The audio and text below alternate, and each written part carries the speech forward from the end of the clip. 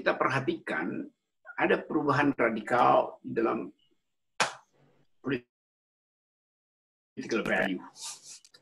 Semua orang mengalihkan pandangan sinisnya pada kelakuan presiden yang memaksakan Gibran untuk jadi wali kota Solo. Dan saudara Gibran bahkan mengatakan, saya tidak ingin menang 60%, saya juga tidak ingin menang 70%, saya ingin menang 80%. Nah, keyakinan ini datang dari mana?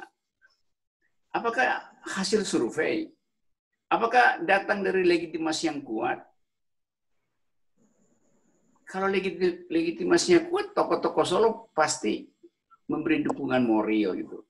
Saya baca barusan di Solo Post, salah seorang tokoh politik kawakan yang kita kenal bersih di dalam mengucapkan pikirannya, namanya Pak Purdik Sangidu.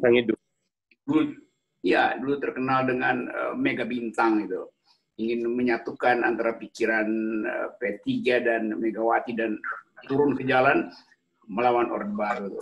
Beliau mengatakan batalkan pemilu Pilwalkot Solo, headline di Solo, di koran Solo tadi. Jadi kita melihat bahwa gairah Gibran untuk maju itu pasti di-boost oleh bapaknya. Nggak ada alasan Gibran mengatakan menang 80% kalau tidak ada spirit tambahan, atau bukan spirit utama adalah Presiden Jokowi. Mahasiswa menolak, pers sinis, tetapi saudara Gibran dengan ambisi yang kuat ingin memenangkan 80%. Artinya dia tidak akan mengandalkan masyarakat sipil, tidak akan mengandalkan pers, tidak akan mengandalkan tokoh-tokoh Solo. Kalau begitu 80% mengandalkan siapa? Ya logikanya mengandalkan bapaknya. Itu mudah sekali untuk tiba pada kesimpulan itu. Jadi value itu betul-betul jadi ukuran sekarang karena orang belajar dari peristiwa politik Pilpres kemarin itu. Bahwa apa yang dijanjikan oleh oposisi ternyata diakomodasi di dalam kekuasaan, lalu berhentilah politik oposisi itu.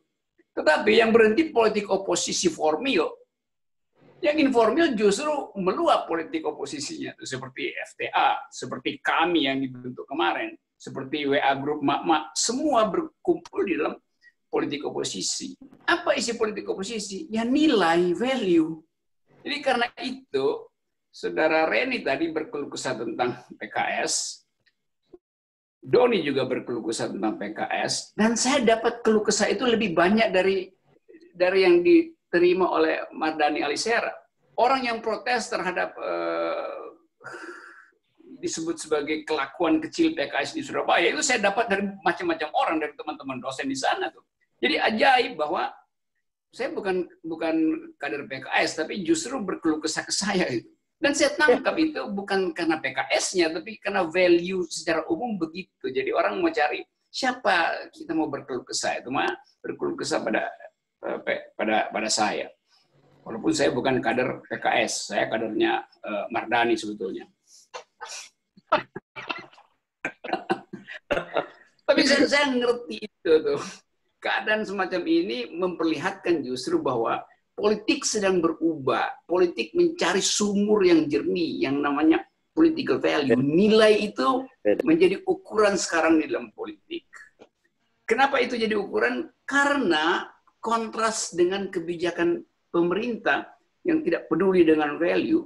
Barusan tadi ada keputusan Presiden untuk meng-ASN-kan KPK. Jadi KPK sekarang adalah pegawai negeri, artinya di bawah Presiden itu. Bisa diatur-atur, diancam jabatannya. Itu orang mungkin anggap itu kan untuk administrasi, bukan. Dari segi value, independensi dari KPK itu berhenti ketika dia dijadikan aparat sipil negara yang adalah bawahan Presiden. Dan itu berlangsung di mana-mana, intervensi Presiden terhadap lembaga-lembaga yang seharusnya independen. Karena justice itu mesti independen. Sama seperti Bank Indonesia diintervensi Presiden untuk suruh cetak uang itu. Sehingga investor asing menganggap, kalau begitu nggak ada kepastian hukum di Indonesia. Kalau bank sebagai lender of last resort, diatur secara politis itu. Nah, ini soalnya yang mesti kita pahami bahwa ada perubahan paradigm. Itu orang menginginkan politik nilai, politik yang bersih. Jadi, selamat datang di dalam tempat di mana politik bersih itu diolah dengan akal pikiran. Tempat itu namanya Forum Tanah Air. Terima kasih. Terima kasih, Bung Rocky. Sangat-sangat hebat.